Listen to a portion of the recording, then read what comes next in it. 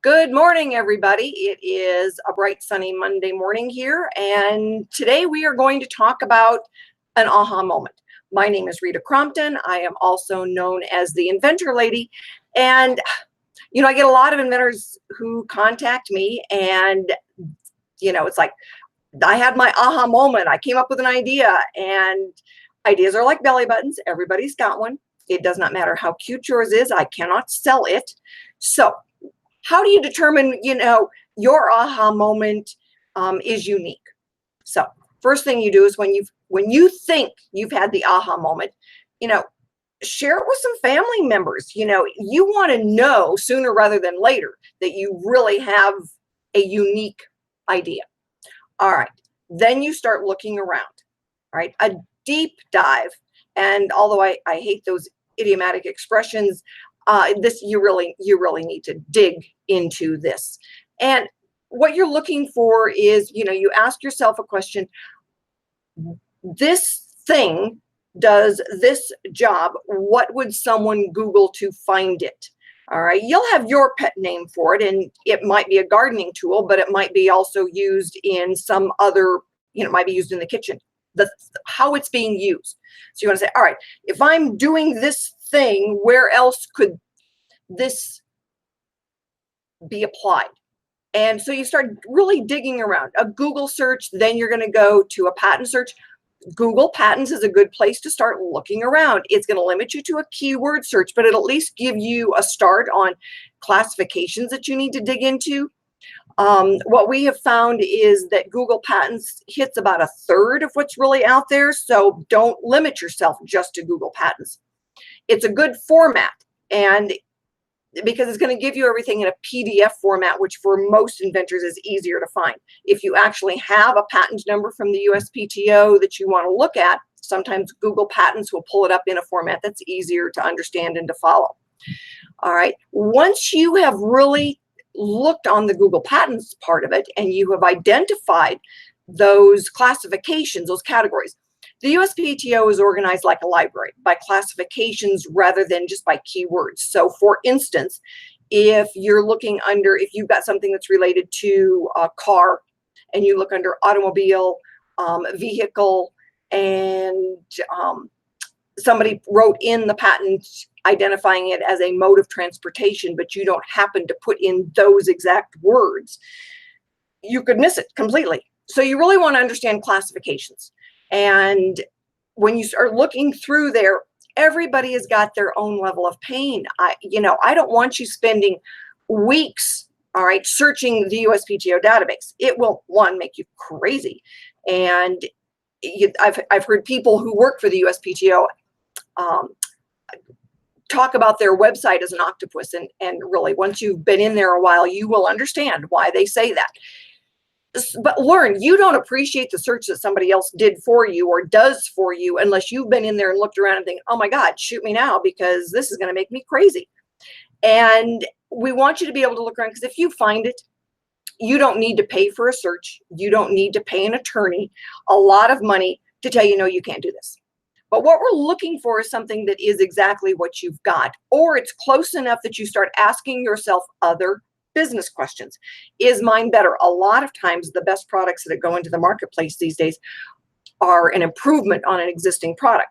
So you can file a patent on the improvements, but you can't claim what's part of the public domain already. And this is where the attorney comes in. I am not giving you legal advice. I always look at it from a business point of view, right? Can we make this new thing, get intellectual property that allows you to claim the new stuff and make money at it? That's what you want, right? If you're doing this for the good of mankind, you don't need to worry about a patent. You just throw it out there and somebody will pick it up and run with it. Most inventors I know, with your aha moment, you'd really like some cash in your pocket. So when we're talking about identifying that aha moment, and now you go into your due diligence, the searching is the first part that you do. All right. This is, you haven't spent any money, time. You've spent some time really investigating. Do you have something? Now you build your version of a prototype. Again, this is pretty inexpensive. It takes some time. Duct tape, cardboard, Legos, Play-Doh, pipe cleaners, anything else you find. Sometimes I've seen people do really good prototypes by going to the store, buying a couple of cheap things, taking them apart, and putting them back together with more of um, your invention, your improvements to play. It gives you a chance now to really test it and to decide, oh, this needs to open this way. This needs to be a little bit bigger. You can do a lot of this at your kitchen table, in the garage, at the workbench downstairs in the basement. Sometimes at a shop. Sometimes you might go to a maker space. If you go to a maker space and you get somebody to help you, I would definitely take a non-disclosure, non-compete. All right. I give these away free. All you got to do is send me an email and ask for them. But the difference between a non-disclosure and a non-disclosure, non-compete is one says, I'm not going to tell anybody. The other one is, I'm not going to tell anybody and I'm not going to compete against you. You know, that's an important piece of this. And they can be pretty simple. One page. Lets everybody know this is your intellectual property. This is what you're working on. All right. So that's part of that. You know, is your aha moment really a money-making aha moment? Or is it, you know, a lot of other people had that aha moment in the backyard, working on the car, cleaning the dog, in the kitchen, whatever. And somebody else, you know, already patented it. Well, the marketable part of the aha moment belongs to them, not necessarily to you. So again, you do not need a patent to go to market. You need the patent to negotiate. And for a lot of inventors, that negotiating part is where you want to get to. You want to be able to license it. You want to tell somebody else, you can't do that. It's mine. It's only the registered patent attorney that can help you get to that level. So those are those early stages when you decide, I have an aha moment and I can use it on my own and I'm just going to make it and use it. And that's great. I have a lot of people that's where they end up. If you truly have that aha moment that you can end up going to market and making money on it, your first steps are your own due diligence.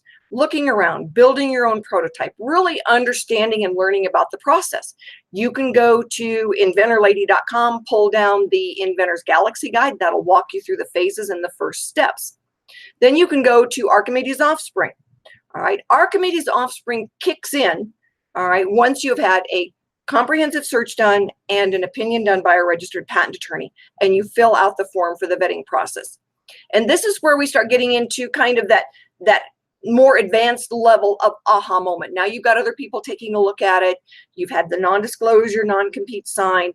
So now we're going to be taking a look at a broader scope of, do you really have something that can go into the marketplace at a price the consumer will pay for it? But the first steps of the aha moment, those belong to you. And I know, you know, inventors really don't want to find it.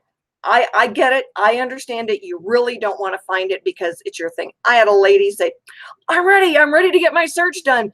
You know, send me the form. Let's get this done. And I said, hey, you know, give me 15 minutes.